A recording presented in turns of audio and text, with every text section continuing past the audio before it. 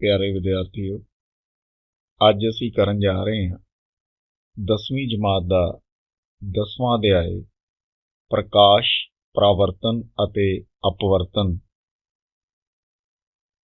Light, reflection and ਰੀਫਰੈਕਸ਼ਨ।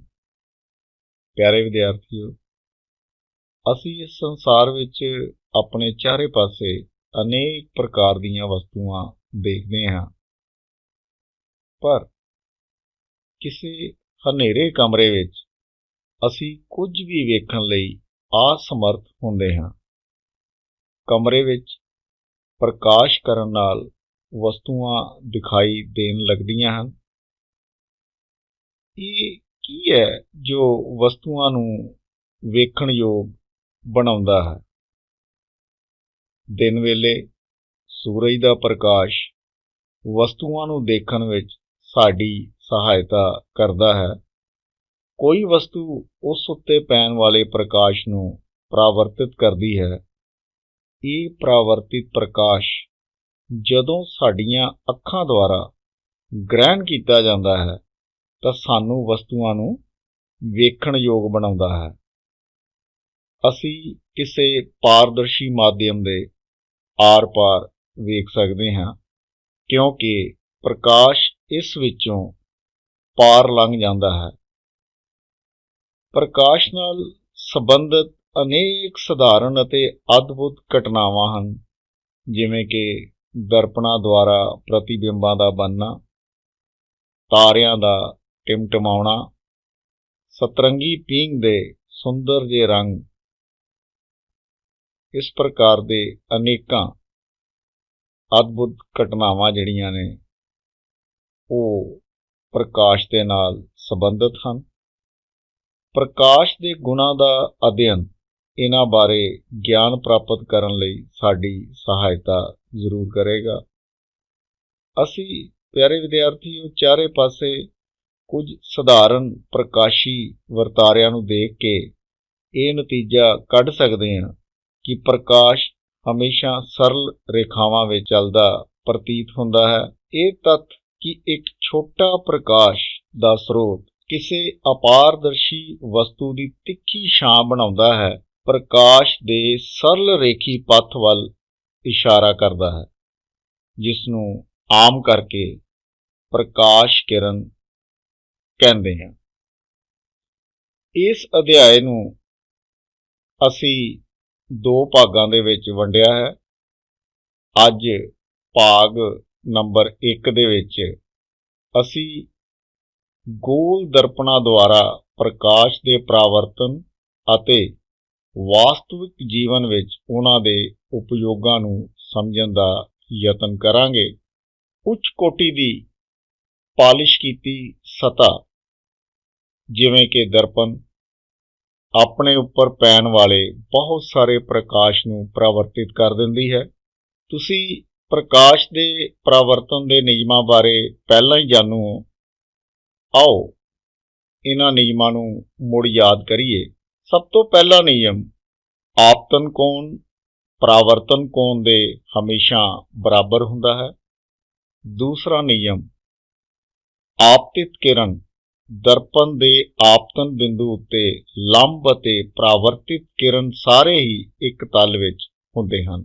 ਪਰਾਵਰਤਨ ਦੇ ਇਹ ਨਿਯਮ ਗੋਲਾਕਾਰ ਪਰਾਵਰਤਕ ਸਤ੍ਹਾ ਦੇ ਨਾਲ-ਨਾਲ ਪ੍ਰਕਾਸ਼ ਦੀਆਂ ਸਾਰੀਆਂ ਪਰਾਵਰਤਕ ਸਤ੍ਹਾਵਾਂ ਲਈ ਲਾਗੂ ਹੁੰਦੇ ਹਨ। ਤੁਸੀਂ ਸਮਤਲ ਦਰਪਣ ਦੁਆਰਾ ਪ੍ਰਤੀਬਿੰਬ ਦੇ ਬਣਨ ਤੋਂ ਤੇ ਜਾਣੂ ਹੀ ਹੋ। ਸਮਤਲ ਦਰਪਣ ਦੁਆਰਾ ਬਣਿਆ ਪ੍ਰਤੀਬਿੰਬ ਹਮੇਸ਼ਾ ਆਭਾਸੀ ਅਤੇ ਸਿੱਧਾ ਹੁੰਦਾ ਹੈ। ਪ੍ਰਤੀਬਿੰਬ ਦਾ ਆਕਾਰ ਵਸਤੂ ਦੇ ਆਕਾਰ ਦੇ ਬਰਾਬਰ ਹੁੰਦਾ ਹੈ। ਪ੍ਰਤੀਬਿੰਬ ਦਰਪਣ ਦੇ ਪਿੱਛੇ ਓਨੀ ਹੀ ਦੂਰੀ ਤੇ ਬਣਦਾ ਹੈ ਜਿੰਨੀ ਦੂਰੀ ਤੇ ਦਰਪਣ ਦੇ ਸਾਹਮਣੇ ਵਸਤੂ ਨੂੰ ਰੱਖਿਆ ਜਾਂਦਾ ਹੈ। ਇਸ ਦੇ ਇਲਾਵਾ ਪ੍ਰਤੀਬਿੰਬ ਪਾਸਵਾਂ ਪਰਿਵਰਤਨ ਲੇਟਰਲ ਇਨਵਰਜਨ ਹੁੰਦਾ ਹੈ। ਜੇਕਰ ਪਰਾਵਰਤਕ ਸਤ੍ਹਾ ਗੋਲਾਕਾਰ ਹੋਵੇ ਤਾਂ ਪ੍ਰਤੀਬਿੰਬ ਕਿਵੇਂ ਦਾ ਬਣੇਗਾ, ਆਓ ਦੇਖਦੇ ਹਾਂ। ਪਿਆਰੇ ਵਿਦਿਆਰਥੀਓ, ਚਮਕਦਾਰ ਚਮਚ ਦੀ ਗੋਲਾਕਾਰ ਸਤ੍ਹਾ ਨੂੰ ਇੱਕ ਗੋਲਾਕਾਰ ਦਰਪਣ ਦੀ ਤਰ੍ਹਾਂ ਮੰਨਿਆ ਜਾ ਸਕਦਾ ਹੈ।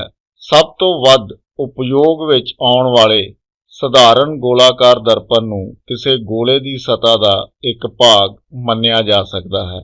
ਅਜਿਹੇ ਦਰਪਣ ਜਿਨ੍ਹਾਂ ਦੀ ਪਰਾਵਰਤਕ ਸਤ੍ਹਾ ਗੋਲਾਕਾਰ ਹੈ ਉਹਨਾਂ ਨੂੰ ਗੋਲਾਕਾਰ ਦਰਪਣ ਕਹਿੰਦੇ ਹਨ।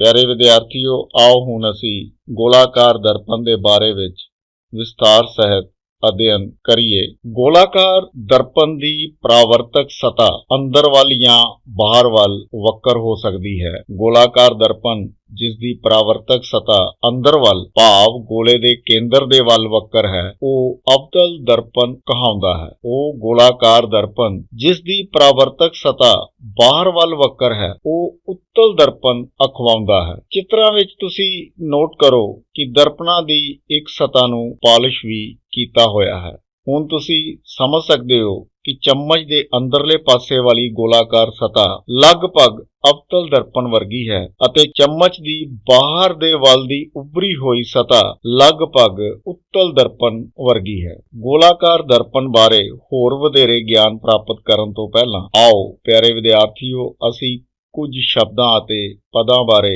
ਗਿਆਨ ਪ੍ਰਾਪਤ ਕਰੀਏ ਤੇ ਉਹਨਾਂ ਦਾ ਭਾਵ ਸਮਝੀਏ। ਇਹ ਸ਼ਬਦ ਗੋਲਾਕਾਰ ਦਰਪਣ ਬਾਰੇ ਚਰਚਾ ਕਰਦੇ ਸਮੇਂ ਆਮ ਕਰਕੇ ਵਰਤੋਂ ਦੇ ਵਿੱਚ ਆਉਂਦੇ ਹਨ। ਗੋਲਾਕਾਰ ਦਰਪਣ ਦੀ ਪਰਾਵਰਤਕ ਸਤ੍ਹਾ ਦੇ ਕੇਂਦਰ ਨੂੰ ਦਰਪਣ ਦਾ ਧਰੁਵ ਕਹਿੰਦੇ ਹਨ। ਇਹ ਦਰਪਣ ਦੀ ਸਤ੍ਹਾ ਉੱਤੇ ਸਥਿਤ ਹੁੰਦਾ ਹੈ। ਧਰੁਵ ਨੂੰ ਆਮ ਕਰਕੇ P ਅੱਖਰ ਦੇ ਨਾਲ ਦਰਸਾਇਆ ਜਾਂਦਾ ਹੈ। ਗੋਲਾਕਾਰ ਦਰਪਣ ਦੀ ਪਰਾਵਰਤਕ ਸਤ੍ਹਾ ਇੱਕ ਗੋਲੇ ਦਾ ਭਾਗ ਹੈ। ਇਸ ਗੋਲੇ ਦਾ ਕੇਂਦਰ ਗੋਲਾਕਾਰ ਦਰਪਣ ਦਾ ਵਕਰਤਾ ਕੇਂਦਰ ਕਹਾਉਂਦਾ ਹੈ। ਇਸ ਨੂੰ ਅੱਖਰ C ਦੁਆਰਾ ਦਰਸਾਉਂਦੇ ਹਾਂ। ਕਿਰਪਾ ਕਰਕੇ ਧਿਆਨ ਦਿਓ ਕਿ ਵਕਰਤਾ ਕੇਂਦਰ ਦਰਪਣ ਦਾ ਭਾਗ ਨਹੀਂ ਹੈ। ਇਹ ਪਰਾਵਰਤਕ ਸਤ੍ਹਾ ਤੋਂ ਬਾਹਰ ਸਥਿਤ ਹੈ। ਅਵਤਲ ਦਰਪਣ ਦਾ ਵਕਰਤਾ ਕੇਂਦਰ ਪਰਾਵਰਤਕ ਸਤ੍ਹਾ ਦੇ ਸਾਹਮਣੇ ਸਥਿਤ ਹੁੰਦਾ ਹੈ, ਪਰ ਉੱਤਲ ਦਰਪਣ ਦਾ ਵਕਰਤਾ ਕੇਂਦਰ ਪਰਾਵਰਤਕ ਸਤ੍ਹਾ ਦੇ ਪਿੱਛੇ ਸਥਿਤ ਹੁੰਦਾ ਹੈ। ਤੁਸੀਂ ਚਿੱਤਰ ਵਿੱਚ ਇਹ ਸਾਰਾ ਕੁਝ ਨੋਟ ਕਰ ਸਕਦੇ ਹੋ। ਗੋਲਾਕਾਰ ਦਰਪਣ ਦੀ ਪਰਾਵਰਤਕ ਸਤ੍ਹਾ ਜਿਸ ਗੋਲੇ ਦਾ ਭਾਗ ਹੈ ਉਸ ਦਾ ਅਰਧ ਵਿਆਸ ਦਰਪਣ ਦਾ ਵਕਰਤਾ ਅਰਧ ਵਿਆਸ ਕਹਾਉਂਦਾ ਹੈ। ਇਸ ਨੂੰ ਅਸੀਂ ਅੱਖਰ R ਦੇ ਨਾਲ ਦਰਸਾਉਂਦੇ ਹਾਂ। ਪਿਆਰੇ ਵਿਦਿਆਰਥੀਓ, ਧਿਆਨ ਦਿਓ ਕਿ PC ਦੂਰੀ ਵਕਰਤਾ ਅਰਧ ਵਿਆਸ ਦੇ ਬਰਾਬਰ ਹੈ। ਗੋਲਾਕਾਰ ਦਰਪਣ ਦੇ ਧਰੁਵ ਅਤੇ ਵਕਰਤਾ ਕੇਂਦਰ ਵਿੱਚੋਂ ਲੰਘਦੀ ਇੱਕ ਸਿੱਧੀ ਰੇਖਾ ਦੀ ਕਲਪਨਾ ਕਰੋ। ਇਸ ਰੇਖਾ ਨੂੰ ਦਰਪਣ ਦਾ ਮੁੱਖ ਧੁਰਾ ਕਿਹਾ ਜਾਂਦਾ ਹੈ। ਯਾਦ ਕਰੋ ਕਿ ਮੁੱਖ ਧੁਰਾ ਦਰਪਣ ਦੇ ਧਰੁਵ ਉੱਤੇ ਲੰਬ ਹੈ। ਆਓ ਦਰਪਣ ਨਾਲ ਸੰਬੰਧਿਤ ਇੱਕ ਮਹੱਤਵਪੂਰਨ ਸ਼ਬਦ ਨੂੰ ਇੱਕ ਕਿਰਿਆ ਦੁਆਰਾ ਸਮਝੀਏ। ਪਿਆਰੇ ਵਿਦਿਆਰਥੀਓ, ਕਿਰਿਆ ਸਮਝਣ ਤੋਂ ਪਹਿਲਾਂ ਇਸ ਗੱਲ ਦਾ ਧਿਆਨ ਰੱਖੋ ਕਿ ਸੂਰਜ ਵੱਲ ਜਾਂ ਦਰਪਣ ਦੁਆਰਾ ਪਰਾਵਰਤਿਤ ਸੂਰਜ ਦੇ ਪ੍ਰਕਾਸ਼ ਵੱਲ ਸਿੱਧਾ ਕਦੀ ਨਾ ਦੇਖੋ। ਇਹ ਤੁਹਾਡੀਆਂ ਅੱਖਾਂ ਨੂੰ ਨੁਕਸਾਨ ਹਾਨੀ ਪਹੁੰਚਾ ਸਕਦਾ ਹੈ। ਇੱਕ ਅਵਤਲ ਦਰਪਣ ਨੂੰ ਆਪਣੇ ਹੱਥ ਵਿੱਚ ਫੜੋ ਅਤੇ ਇਸ ਦੀ ਪਰਾਵਰਤਕ ਸਤ੍ਹਾ ਨੂੰ ਸੂਰਜ ਵੱਲ ਕਰੋ। ਦਰਪਣ ਦੁਆਰਾ ਪਰਾਵਰਤਿਤ ਪ੍ਰਕਾਸ਼ ਨੂੰ ਦਰਪਣ ਦੇ ਲਾਗੇ ਰੱਖੀ ਕਾਗਜ਼ ਦੀ ਸ਼ੀਟ ਉੱਤੇ ਪਾਓ। ਕਾਗਜ਼ ਦੀ ਸ਼ੀਟ ਨੂੰ ਸਹਿਜੇ ਹੌਲੀ-ਹੌਲੀ ਅੱਗੇ ਪਿੱਛੇ ਕਰੋ ਜਦੋਂ ਤੱਕ ਤੁਹਾਨੂੰ ਕਾਗਜ਼ ਦੀ ਸ਼ੀਟ ਉੱਤੇ ਪ੍ਰਕਾਸ਼ ਦਾ ਇੱਕ ਚਮਕਦਾ ਤਿੱਖਾ ਬਿੰਦੂ ਪ੍ਰਾਪਤ ਨਾ ਹੋ ਜਾਵੇ। ਦਰਪਣ ਅਤੇ ਕਾਗਜ਼ ਨੂੰ ਕੁਝ ਮਿੰਟਾਂ ਲਈ ਉਸੇ ਸਥਿਤੀ ਵਿੱਚ ਫੜ ਕੇ ਰੱਖੋ। ਤੁਸੀਂ ਵੇਖੋਗੇ ਸਭ ਤੋਂ ਪਹਿਲਾਂ ਕਾਗਜ਼ ਸੁਲਗਣਾ ਆਰੰਭ ਕਰਦਾ ਹੈ ਅਤੇ ਧੂਆਂ ਉੱਠਣ ਲੱਗਦਾ ਹੈ। ਅੰਤ ਵਿੱਚ ਕਾਗਜ਼ ਅੱਗ ਵੀ ਫੜ ਸਕਦਾ ਹੈ। ਇਹ ਕਿਉਂ ਜਲਦਾ ਹੈ? ਅਸਲ 'ਚ ਸੂਰਜ ਤੋਂ ਆਉਣ ਵਾਲਾ ਪ੍ਰਕਾਸ਼ ਦਰਪਣ ਦੁਆਰਾ ਇੱਕ ਤਿੱਖੇ ਚਮਕਦਾਰ ਬਿੰਦੂ ਦੇ ਰੂਪ ਵਿੱਚ ਕੇਂਦਰਿਤ ਹੁੰਦਾ ਹੈ। ਇਹ ਕਾਗਜ਼ ਦੀ ਸ਼ੀਟ ਉੱਤੇ ਪ੍ਰਕਾਸ਼ ਦਾ ਇਹ ਬਿੰਦੂ ਅਸਲ ਵਿੱਚ ਸੂਰਜ ਦਾ ਪ੍ਰਤੀਬਿੰਬ ਹੈ। ਇਹ ਬਿੰਦੂ ਅਵਤਲ ਦਰਪਣ ਦਾ ਫੋਕਸ ਹੈ। ਸੂਰਜ ਦੇ ਪ੍ਰਕਾਸ਼ ਦੇ ਕੇਂਦਰਨ ਤੋਂ ਉਤਪੰਨ ਤਾਪ ਦੇ ਕਾਰਨ ਕਾਗਜ਼ ਬਲਦਾ ਹੈ। ਦਰਪਣ ਦੀ ਸਥਿਤੀ ਤੋਂ ਇਸ ਪ੍ਰਤੀਬਿੰਬ ਦੀ ਦੂਰੀ ਦਰਪਣ ਦੀ ਲਗਭਗ ਫੋਕਸ ਦੂਰੀ ਹੁੰਦੀ ਹੈ। ਪਿਆਰੇ ਵਿਦਿਆਰਥੀਓ, ਇੱਕ ਚਿੱਤਰ ਨਾਲ ਸਮਝਣ ਦਾ ਯਤਨ ਕਰੀਏ। ਚਿੱਤਰ ਨੂੰ ਧਿਆਨਪੂਰਵਕ ਦੇਖੋ। ਅਵਤਲ ਦਰਪਣ ਉੱਤੇ ਮੁੱਖ ਧੁਰੇ ਦੇ ਸਮਾਨਾਂਤਰ ਕੁਝ ਕਿਰਨਾਂ ਆਪਤਿਤ ਹੋ ਗਈਆਂ ਹਨ। ਪਰਾਵਰਤਿਤ ਕਿਰਨਾਂ ਦਾ ਪ੍ਰੀਖਣ ਕਰੋ। ਉਹ ਸਾਰੀਆਂ ਦਰਪਣ ਦੇ ਮੁੱਖ ਧੁਰੇ ਦੇ ਇੱਕ ਬਿੰਦੂ ਉੱਤੇ ਮਿਲ ਰਹੀਆਂ ਹਨ। ਇਹ ਬਿੰਦੂ ਅਵਤਲ ਦਰਪਣ ਦਾ ਮੁੱਖ ਫੋਕਸ ਕਹਾਉਂਦਾ ਹੈ। ਇਸੇ ਤਰ੍ਹਾਂ ਇੱਕ ਹੋਰ ਚਿੱਤਰ ਨੂੰ ਧਿਆਨ ਨਾਲ ਦੇਖੋ। ਉੱਤਲ ਦਰਪਣ ਦੁਆਰਾ ਮੁੱਖ ਧੁਰੇ ਦੇ ਸਮਾਂਤਰ ਕਿਰਨਾਂ ਕਿਸ ਪ੍ਰਕਾਰ ਪਰਿਵਰਤਿਤ ਹੁੰਦੀਆਂ ਹਨ? ਪਰਾਵਰਤਿਤ ਕਿਰਨਾਂ ਮੁੱਖ ਧੁਰੇ ਉੱਤੇ ਇੱਕ ਬਿੰਦੂ ਤੋਂ ਆਉਂਦੀਆਂ ਪ੍ਰਤੀਤ ਹੁੰਦੀਆਂ ਹਨ। ਇਹ ਬਿੰਦੂ ਉੱਤਲ ਦਰਪਣ ਦਾ ਮੁੱਖ ਫੋਕਸ ਕਹਾਉਂਦਾ ਹੈ। ਗੋਲਾਕਾਰ ਦਰਪਣ ਦੇ ਧਰੁਵ ਅਤੇ ਮੁੱਖ ਫੋਕਸ ਦੇ ਵਿਚਕਾਰ ਦੀ ਦੂਰੀ ਨੂੰ ਹੀ ਫੋਕਸ ਦੂਰੀ ਕਿਹਾ ਜਾਂਦਾ ਹੈ। ਉਸ ਨੂੰ ਅਸੀਂ ਅੱਖਰ F ਦੁਆਰਾ ਦਰਸਾਉਂਦੇ ਹਾਂ। ਗੋਲਾਕਾਰ ਦਰਪਣ ਦੀ ਪਰਾਵਰਤਕ ਸਤ੍ਹਾ ਵਧੇਰੇ ਕਰਕੇ ਗੋਲਾਕਾਰ ਹੀ ਹੁੰਦੀ ਹੈ। ਪਿਆਰੇ ਵਿਦਿਆਰਥੀਓ, ਇਸ ਸਤ੍ਹਾ ਦੀ ਗੋਲਾਕਾਰ ਸੀਮਾ ਰੇਖਾ ਹੁੰਦੀ ਹੈ। ਗੋਲਾਕਾਰ ਦਰਪਣ ਦੀ ਪਰਾਵਰਤਕ ਸਤ੍ਹਾ ਦਾ ਵਿਆਸ ਦਰਪਣ ਦਾ ਦੁਆਰਕ ਯਾਨੀ ਕਿ ਅਪਰਚਰ ਕਹਾਉਂਦਾ ਹੈ। ਚਿੱਤਰ ਵਿੱਚ ਦੂਰੀ mn ਦੁਆਰਕ ਨੂੰ ਦਰਸਾਉਂਦੀ ਹੈ। ਅਸੀਂ ਆਪਣੀ ਚਰਚਾ ਦੇ ਵਿੱਚ ਕੇਵਲ ਉਹਨਾਂ ਗੋਲਾਕਾਰ ਦਰਪਣਾਂ ਬਾਰੇ ਵਿਚਾਰ ਕਰਾਂਗੇ ਜਿਨ੍ਹਾਂ ਦਾ ਦੁਆਰਕ ਉਹਨਾਂ ਦੇ ਵਕਰਤਾ ਅਰਧ ਵਿਆਸ ਤੋਂ ਬਹੁਤ ਛੋਟਾ ਹੈ। ਗੋਲਾਕਾਰ ਦਰਪਣ ਦੇ ਵਕਰਤਾ ਅਰਧ ਵਿਆਸ ਅਤੇ ਫੋਕਸ ਦੂਰੀ ਵਿਚਕਾਰ ਇੱਕ ਸੰਬੰਧ ਹੈ। ਛੋਟੇ ਦੁਆਰਕ ਵਾਲੇ ਗੋਲਾਕਾਰ ਦਰਪਣਾਂ ਲਈ ਵਕਰਤਾ ਅਰਧ ਵਿਆਸ ਫੋਕਸ ਦੂਰੀ ਤੋਂ ਦੁੱਗਣਾ ਹੁੰਦਾ ਹੈ। ਅਸੀਂ ਇਸ ਸੰਬੰਧ ਨੂੰ R = 2F ਦੁਆਰਾ ਦਰਸਾ ਸਕਦੇ ਹਾਂ। ਪਿਆਰੇ ਵਿਦਿਆਰਥੀਓ, ਇਸ ਤੋਂ ਸਪਸ਼ਟ ਹੈ ਕਿ ਕਿਸੇ ਗੋਲਾਕਾਰ ਦਰਪਣ ਦਾ ਮੁੱਖ ਫੋਕਸ ਉਸ ਦੇ ਧਰੁਵ ਅਤੇ ਵਕਰਤਾ ਕੇਂਦਰ ਨੂੰ ਮਿਲਾਉਣ ਵਾਲੀ ਰੇਖਾ ਦਾ ਮੱਧ ਬਿੰਦੂ ਹੁੰਦਾ ਹੈ। ਪਿਆਰੇ ਵਿਦਿਆਰਥੀਓ, ਗੋਲਾਕਾਰ ਦਰਪਣਾਂ ਦੁਆਰਾ ਪ੍ਰਤੀਬਿੰਬਾਂ ਦੇ ਬਣਨ ਦਾ ਅਧਿਐਨ ਅਸੀਂ ਕਿਰਨ ਰੇਖਾ ਚਿੱਤਰ ਬਣਾ ਕੇ ਵੀ ਕਰ ਸਕਦੇ ਹਾਂ। ਗੋਲਾਕਾਰ ਦਰਪਣ ਦੇ ਸਾਹਮਣੇ ਰੱਖੀ ਇੱਕ ਨਿਸ਼ਚਿਤ ਆਕਾਰ ਦੀ ਵਿਸਤਾਰਤ ਵਸਤੂ ਤੇ ਵਿਚਾਰ ਕਰੋ। ਇਸ ਵਸਤੂ ਦਾ ਹਰ ਇੱਕ ਛੋਟਾ ਭਾਗ ਇੱਕ ਬਿੰਦੂ ਆਕਾਰ ਵਸਤੂ ਦੀ ਤਰ੍ਹਾਂ ਕੰਮ ਕਰਦਾ ਹੈ। ਇਹਨਾਂ ਬਿੰਦੂਆਂ ਵਿੱਚ ਹਰ ਇੱਕ ਬਿੰਦੂ ਤੋਂ ਅਨੰਤ ਕਿਰਨਾਂ ਉਤਪੰਨ ਹੁੰਦੀਆਂ ਹਨ।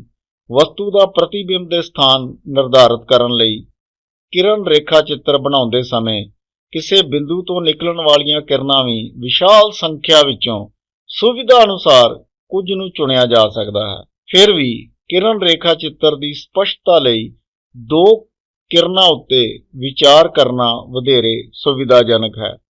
ਇਹ ਕਿਰਨਾਂ ਅਜਿਹੀਆਂ ਹੋਣ ਕਿ ਦਰਪਣ ਤੋਂ ਪਰਾਵਰਤਨ ਤੋਂ ਬਾਅਦ ਉਹਨਾਂ ਦੀਆਂ ਦਿਸ਼ਾਵਾਂ ਨੂੰ ਜਾਣਨਾ ਆਸਾਨ ਵੀ ਹੋਵੇ।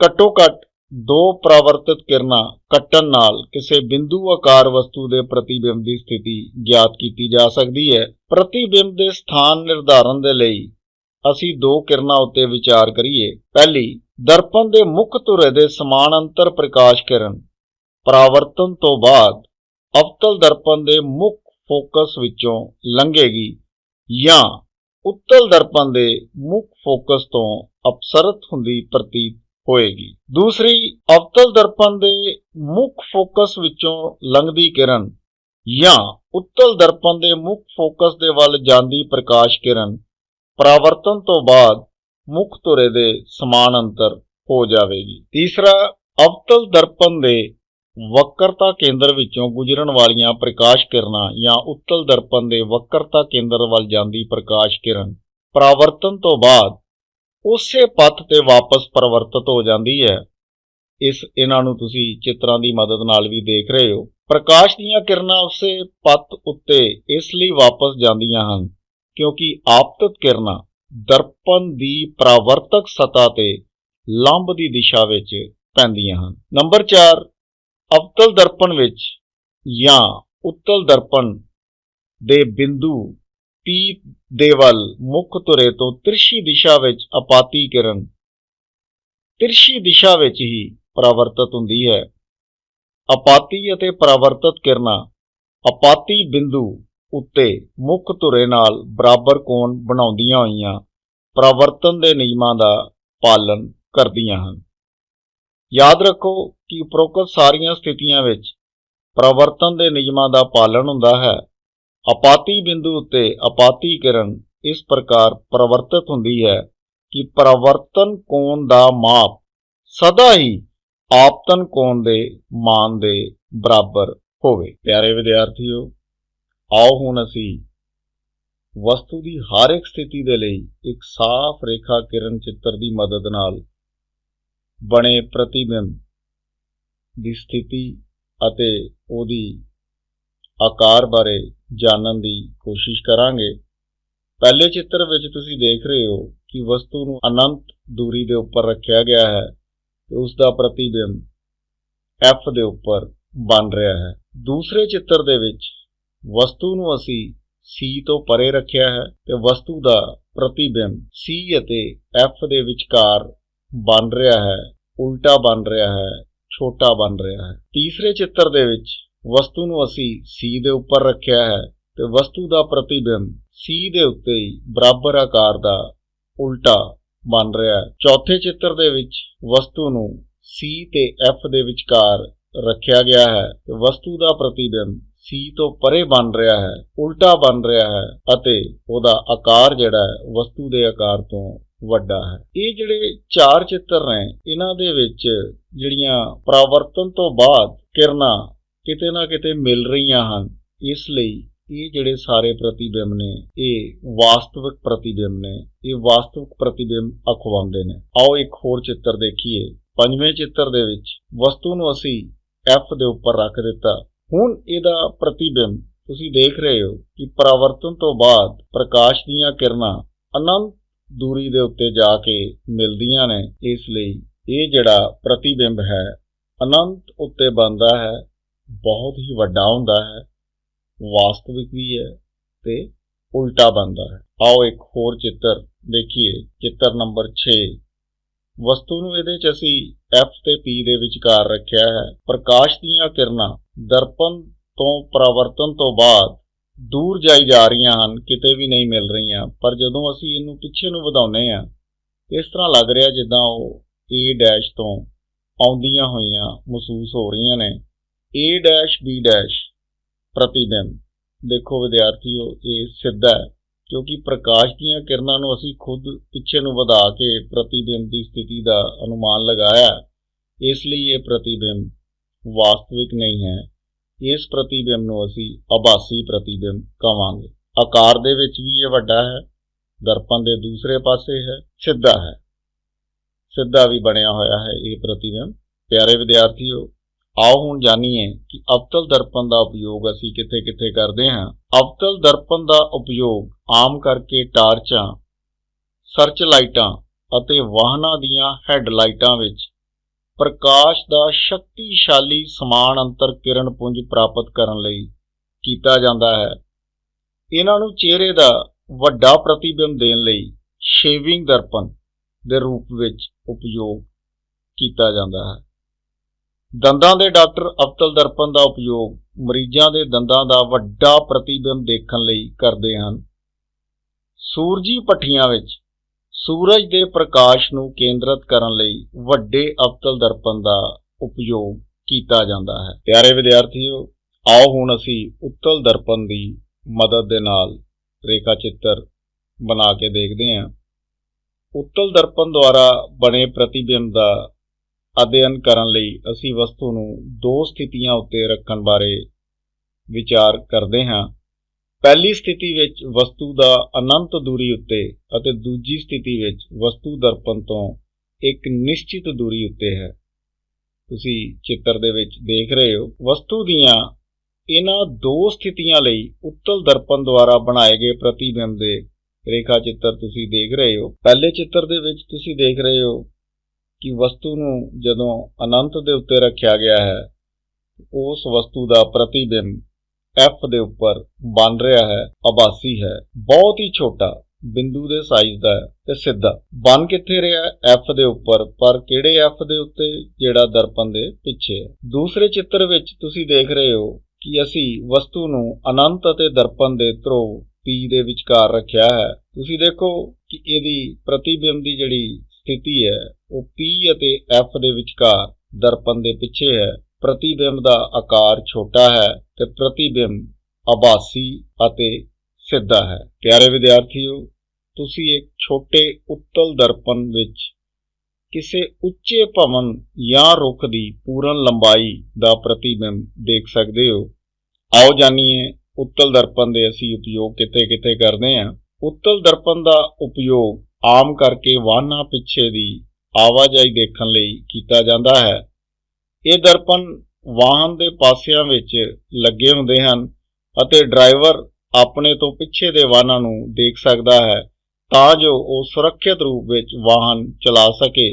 ਉੱਤਲ ਦਰਪਣ ਨੂੰ ਇਸ ਲਈ ਵੀ ਪਹਿਲ ਦਿੰਦੇ ਹਾਂ ਕਿਉਂਕਿ ਇਹ ਸਦਾ ਹੀ ਸਿੱਧਾ ਪ੍ਰਤੀਬਿੰਬ ਬਣਾਉਂਦੇ ਹਨ, ਭਾਵੇਂ ਉਹ ਛੋਟੇ ਹੀ ਹੁੰਦੇ ਨੇ। ਇਸ ਦਾ ਦ੍ਰਿਸ਼ਟੀ ਖੇਤਰ ਬਹੁਤ ਵੱਧ ਹੈ ਕਿਉਂਕਿ ਇਹ ਬਾਹਰ ਦੀ ਵੱਲ ਵੱਕਰ ਹੁੰਦੇ ਹਨ। ਸਮਤਲ ਦਰਪਣ ਦੀ ਤੁਲਨਾ ਵਿੱਚ ਉੱਤਲ ਦਰਪਣ ਡਰਾਈਵਰਾਂ ਨੂੰ ਆਪਣੇ ਪਿੱਛੇ ਦੇ ਬਹੁਤ ਵੱਡੇ ਖੇਤਰ ਨੂੰ ਦੇਖਣ ਵਿੱਚ ਸਮਰੱਥ ਬਣਾਉਂਦੇ ਹਨ। ਪਿਆਰੇ ਵਿਦਿਆਰਥੀਓ, ਆਓ ਹੁਣ ਗੋਲਾਕਾਰ ਦਰਪਣਾਂ ਦੁਆਰਾ ਪਰਾਵਰਤਨ ਲਈ ਚਿੰਨ੍ਹ ਪਰੰਪਰਾਵਾਂ ਬਾਰੇ ਜਾਣੀਏ। ਗੋਲਾਕਾਰ ਦਰਪਣਾਂ ਦੁਆਰਾ ਪ੍ਰਕਾਸ਼ ਦੇ ਪਰਿਵਰਤਨ ਬਾਰੇ ਵਿਚਾਰ ਕਰਦੇ ਸਮੇਂ ਅਸੀਂ ਇੱਕ ਨਿਸ਼ਚਿਤ ਚਿੰਨ੍ਹ ਪਰੰਪਰਾ ਦੀ ਪਾਲਣ ਕਰਦੇ ਹਾਂ, ਜਿਸ ਨੂੰ ਨਵੀਂ ਚਿੰਨ੍ਹ ਪਰੰਪਰਾ ਕਹਿੰਦੇ ਹਨ।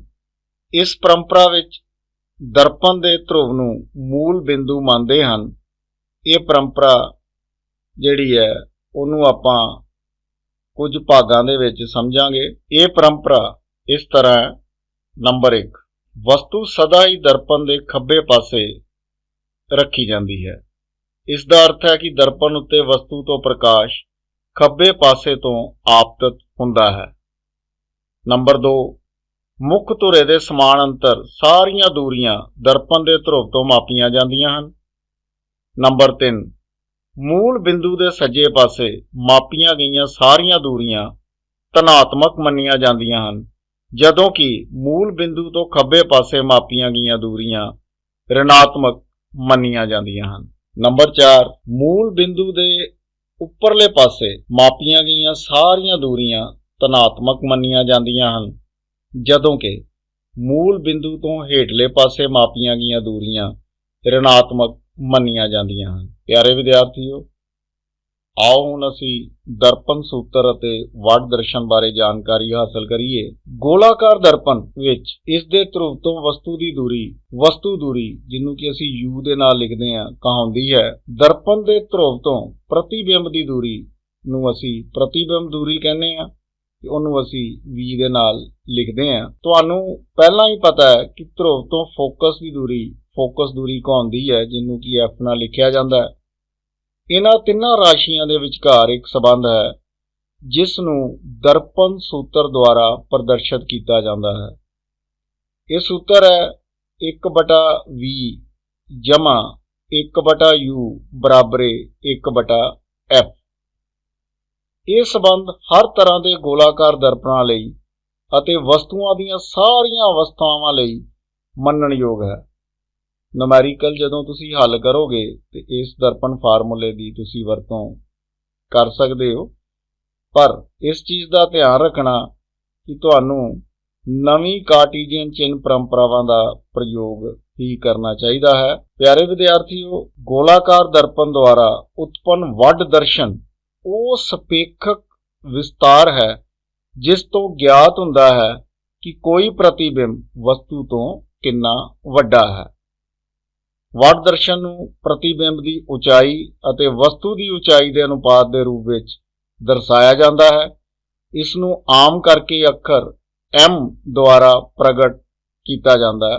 ਮੰਨ ਲਓ H ਵਸਤੂ ਦੀ ਉਚਾਈ ਹੋਵੇ ਅਤੇ H' ਪ੍ਰਤੀਬਿੰਬ ਦੀ ਉਚਾਈ ਹੋਵੇ ਤਾਂ ਗੋਲਾਕਾਰ ਦਰਪਣ ਦੁਆਰਾ ਉਤਪੰਨ ਵੱਡ ਦਰਸ਼ਨ M ਬਰਾਬਰੇ ਪ੍ਰਤੀਬਿੰਬ ਦੀ ਉਚਾਈ ਬਟਾ ਵਸਤੂ ਦੀ ਉਚਾਈ ਯਾਨੀ ਕਿ H' ਬਟਾ H ਹੋਵੇਗਾ। ਵੱਡ ਦਰਸ਼ਨ ਵਸਤੂ ਦੂਰੀ ਅਤੇ ਪ੍ਰਤੀਬਿੰਬ ਦੂਰੀ ਨਾਲ ਵੀ ਸੰਬੰਧਿਤ ਹੈ।